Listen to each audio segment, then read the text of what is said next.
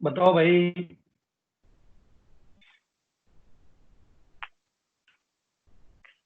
Dialysis क्या है? What is dialysis? Susceptible tendency, susceptible to any person की disease. Tendency जो किसी एक पर्टिकुलर डिसीज से, पैथोलॉजी से ज्यादा ससेप्टिबल होना। जरा कट लगा, ब्लीडिंग ज्यादा हो रही है। जरा मौसम चेंज हुआ, टॉन्सिल बढ़ गए। What is temperament? स्वभाव, nature. Mental makeup. Mental makeup, yes, behaviour, स्वभाव।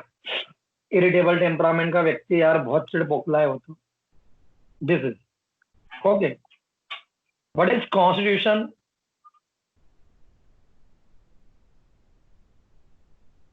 What is constitution? Physical makeup. उसके कारण फिजिकल मेकअप। फिजिकल मेकअप अभी झापड़ पड़ेगा एक।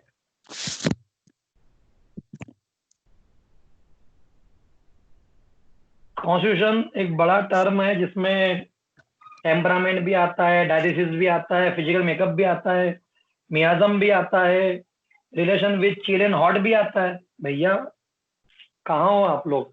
ठीक है ना? Constitution it just not mean कि यार मोटा थुलथुला व्यक्ति है, क्या है, सब आता है उसमें।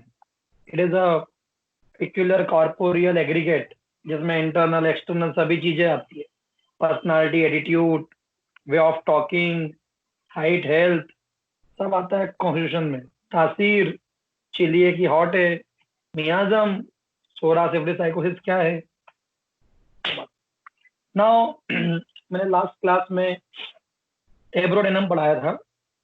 यदि कभी एब्रोडेनम जीवन में कभी आप सोचोगे तो दो तीन चीजों के लिए एब्रोडेनम के बारे में सोचोगे। एक सोचोगे एब्रोडेनम के बारे में ये कि बच्चा आया, उसके मम्मी पापा बोल रहे हैं कि हमारा गोलू खा खूब रहा है पर शरीर को लग नहीं रहा है। बेटा टाइम पे आया करो यार। तो माता पिता क्या बोलेंगे एब्रोडेनम के बारे में, एब्रोडेनम बेबी के बारे में? हमारा बच्चा खाता खूब है लेकिन शरीर को लगता है। अब ऐसे आयोडम भी है, ऐसा नेट्रम म्यूर भी है, ऐसा एग्नीशिया भी है, बट सब में अंतर है। आयोडम में थायरॉक्सिन ज्यादा होने से हो रहा है, नेट्रम म्यूर में और मेंटल कॉजेज हैं। सब में अलग अलग है। एब्रोडेनम में क्या है? Defective digestion, defective absorption, defective assimilation. ये बड़ी प्रॉब्लम है, जीआईडी ट्रबल के साथ आएगा।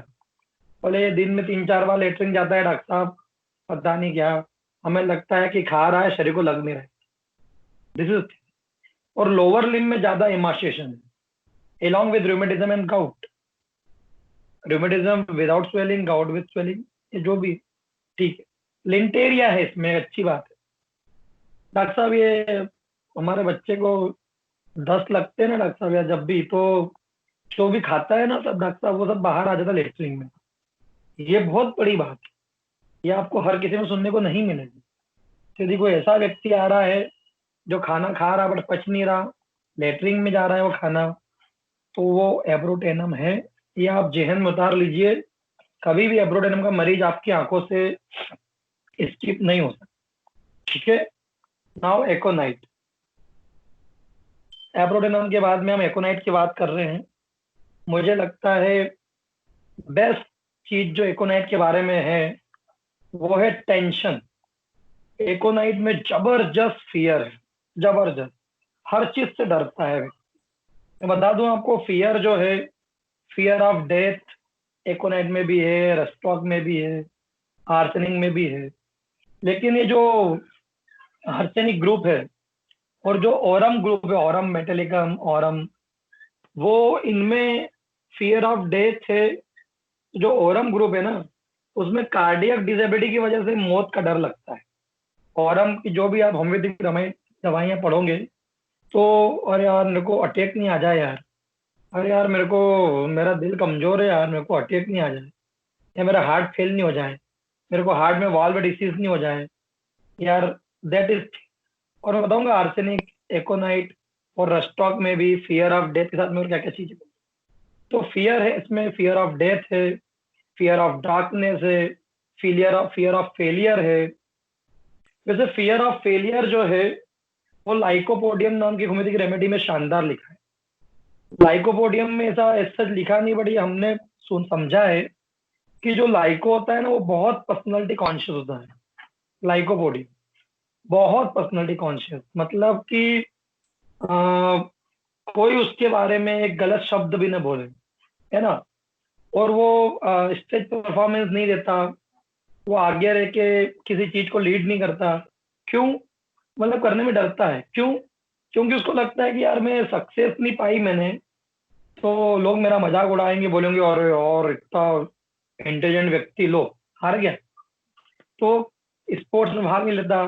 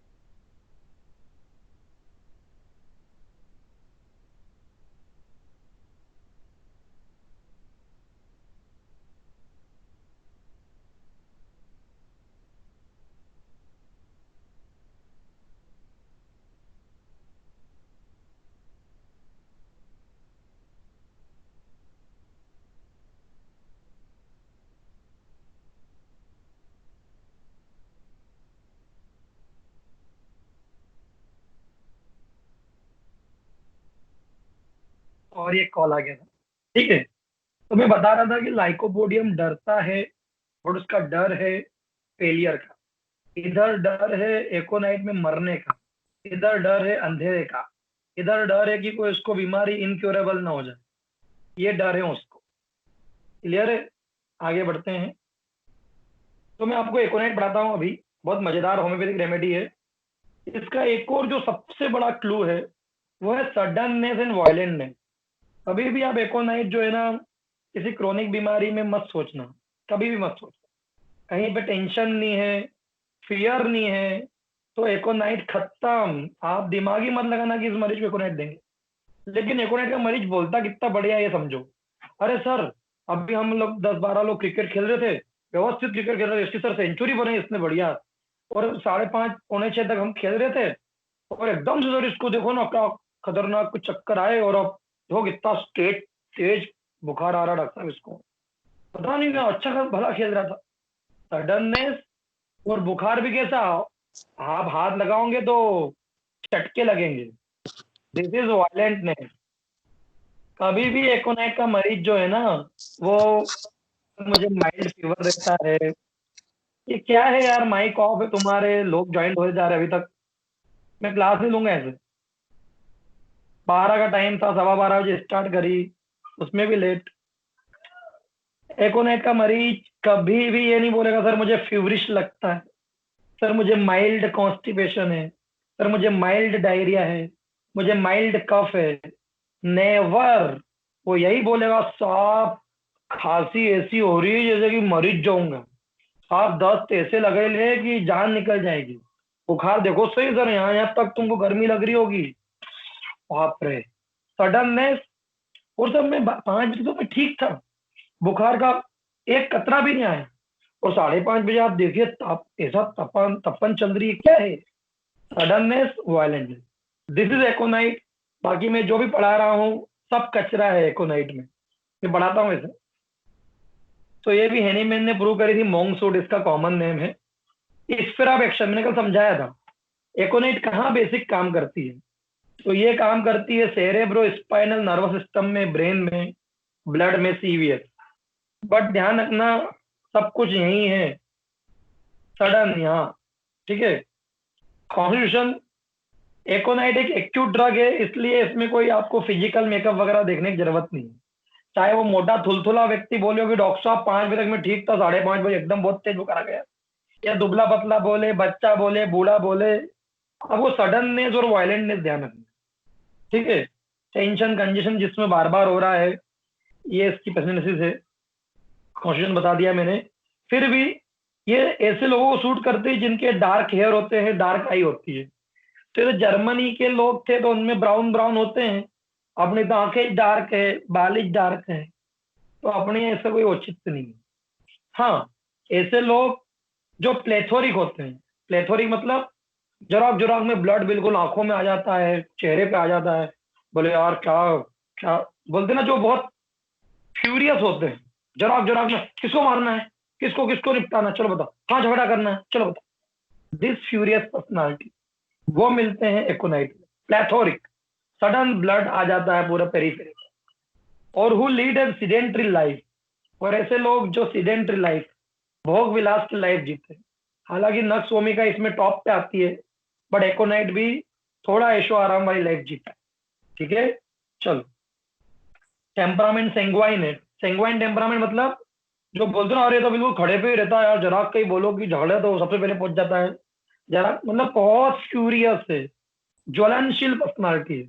अरे साहब उसको कहीं बोलना ही मत, तो फोन लगाएगा कि अरे झगड़ा, झगड़ा सुना कि बोले कहाँ हो रहा, कहाँ हो रहा, मैं अभी गोली लेके पिस्टल लेके आ रहा हूँ, जल्दी बताओ कहाँ मारने में आना है। वो सुनेगा भी नहीं पूरा कि झगड़ा हो रहा था, बच गए और बढ़िया है सब कुछ, वो सुनेगा भी नहीं, इतने फ्यूरियस होते हैं। कुछ लोग नहीं होते, फोन आया छोरी का, अरे वो मूवी, हाँ हाँ कहाँ मूवी, कहाँ चलना, मैं टिकट बुक करा देता हूँ, मैं पॉपकॉर्न ले आता हूँ, बताओ बताओ कहाँ चलना है। अरे नहीं नहीं, मूवी देख रही हूँ टीवी पे, सूर्यवंश। ये सुना ही नहीं, और this is a furious personality. ये सेंग्वाइन टेम्परामेंट होता है, ध्यान रखना, ऐसे लोग मिलते हैं। साहब यार मैं बहुत इनपेशनेट हूँ यार, मेरे को है ना ये धैर्य मेरे को सब बोलते हैं कि तू धैर्य रखा करिए, और सडन सब सदा सब काम करने वाले हैं। सेंग्वाइन टेम्परामेंट, ठीक है। चिली हॉट में दोनों है, सोरा मियाजम में इन्फ्लामेटरी, ठीक। इसे गाइडिंग पढ़ना और माइंड पढ़ना है, मैं गाइडिंग पे आता हूँ। टेंशन सबसे मेन है, टेंशन इज की नोट। टेंशन, हर चीज में टेंशन, दिमाग में टेंशन, शरीर में टेंशन, बिना टेंशन आप एकोनाइट दे नहीं सकते। सडन वायलेंट सिम्टम आते हैं, एकदम से तेज बुखार, बहुत तेज आएगा भी जल्दी, जाएगा भी जल्दी। और सर कल तो लग रहा था कि मर ही जाऊंगा, और आज बढ़िया लग रहा सर, आज तो बुखार बिल्कुल नॉर्मल हो गया है, और बढ़िया, अब तो लग ही नहीं रहा मुझे बुखार था कल इतना तेज। Sudden, it is a trial of restlessness. देखो, एकोनाइट जो होता है ना, वो मेंटली एंड फिजिकली दोनों रेस्टलेस होता है। अरे मैं वो 12 बजने वाली है, मैं मर जाऊंगा, बुआ जी को फोन लगाओ, पापा को फोन लगाओ, मौसी को फोन लगाओ, मेरे दोस्तों को फोन लगाओ। और वो अस्पताल में भी घूमेगा फिरेगा भी, अरे मेरे को इस बिस्तर पे नहीं बैठना, यहाँ पे मैं जल्दी मर जाऊंगा, मेरे को आईसीयू में ले चलो। मेंटली भी रेस्टलेस है और फिजिकली भी रेस्टलेस है। रस्टॉक सिर्फ फिजिकली रेस्टलेस होता है, एक से उधर अभी इस कुर्सी पे बैठा है, बोले, सर मैं यहाँ नहीं उधर बैठ जाऊँ, सर मैं वो बाहर बालकनी चले जाऊँ, चल जाओ, सर मैं वो जरा वॉक करके आता हूँ नीचे से। रस्टॉक फिजिकली रेस्टलेस है, और आर्सेनिक सिर्फ मेंटली रेस्टलेस है। बुआ जी फोन लगा, चलो तुमको आईसीयू शिफ्ट, नहीं नहीं मेरे को यहीं रहना है, मेरे को कहीं इधर हिलाओ जुलाओ मत, हिलाओ डुलाओ मत, मेरे को फालतू मेरा बिस्तर से मत चेंज करो बस तुम, लेकिन मैं मरने वाला हूँ, वो गंगा जल बुला लो, वो मैं बुआ जी को बुला लो, पापा मामा को बुला लो, पापा को बुला लो, दोस्त को बुला लो। आर्सेनिक सिर्फ मेंटली रेस्टलेस, रस्टॉक सिर्फ फिजिकली रेस्टलेस है, और फिजिकली मेंटली दोनों रेस्टलेस एकोनाइट। फियर फाइट, बहुत जबरदस्त डर है इसमें मौत का, क्या गजब का मौत का डर है। ये बोलता है अभी 12:30 बजी है, 1 बजे घड़ी में 1 बजेगी कि मैं मर जाऊं। This is aconite, fear of death. ये बोलता है कि डॉक्टर साहब ये दिख रहा है ना, ये गले में टॉन्सिल, आपको टॉन्सिलाइटिस लग रहा है, कैंसर है। मेरा पेट दुख रहा है डॉक्टर साहब, कैंसर है। मेरे को ऐसी बीमारी है जो ठीक नहीं होता, ये लगता, मुझे डर लगता है अंधेरे से, मुझे भूतों का डर लगता है, मुझे ब्रिज क्रॉस करने में डर लगता है कि ब्रिज टूट ना जाए, मैं गली क्रॉस करने में डर लगता है कि कोई मुझे ठोक नहीं दे, एक्सीडेंट नहीं हो जाए, मुझे बहुत डर है। This is aconite. Dry hot skin होती है, सेंसिटिव स्किन है, अनकॉन्शेबल थर्स्ट है। एकोनाइट के पेशेंट को घबराहट इतनी है, आप सब जानते हो, सिंपैथेटिक सिस्टम एक्टिवेट होगा, पसीना निकलेगा, सारी पैरोटिड ग्लैंड वगैरह सब कॉन्स्ट्रिक्ट हो जाएगी, वैसो कॉन्स्ट्रिक्शन, टेंशन, तो गला सूखेगा, प्यास लगेगी। और इतनी प्यास लगती कि बुझ नहीं पाती। न बुझने वाली प्यास को हम बोलते हैं अनकॉन्चेबल थर्स्ट।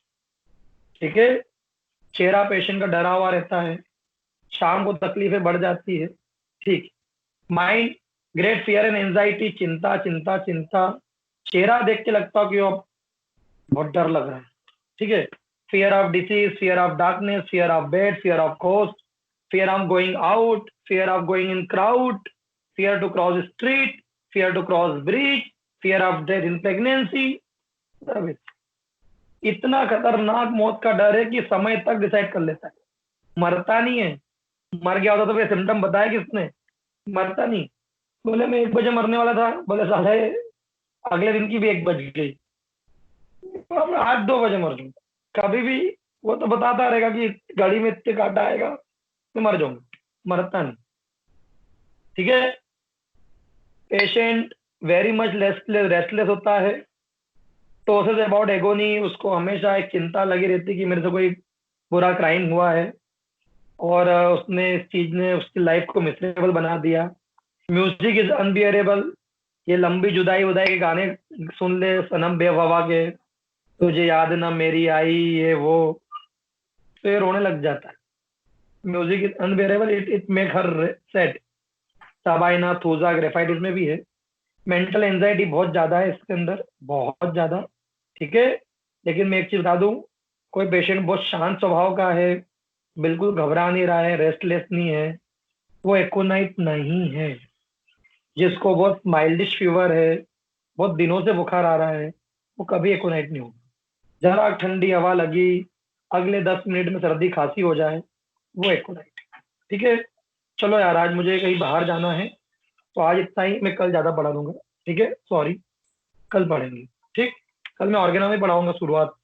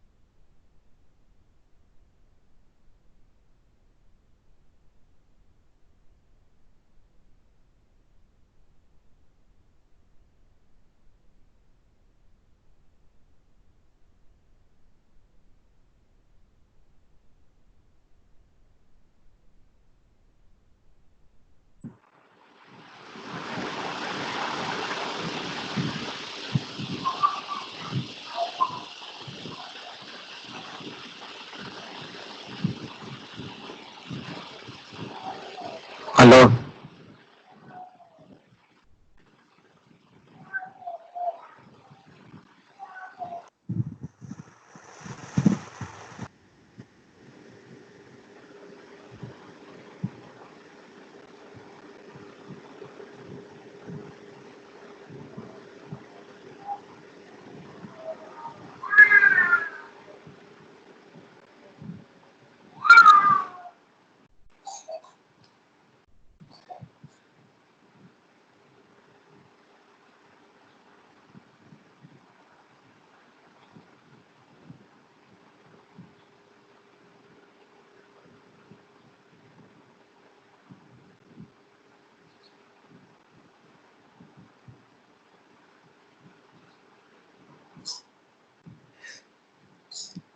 अदनान।